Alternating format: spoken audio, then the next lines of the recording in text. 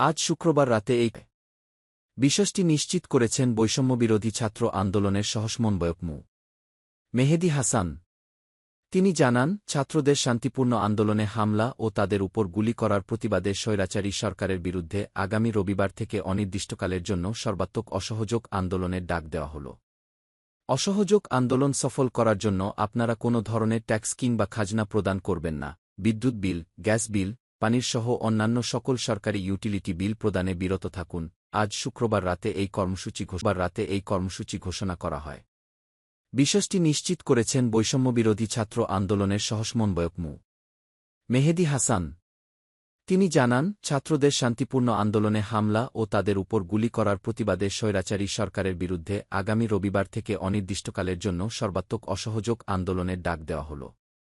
অসহযোগ আন্দোলন সফল করার জন্য আপনারা কোনো ধরনের ট্যাক্স কিংবা খাজনা প্রদান করবেন না, বিদ্যুৎ বিল, গ্যাস বিল, পানির সহ অন্যান্য সকল সরকারি ইউটিলিটি বিল প্রদানে বিরত থাকুন।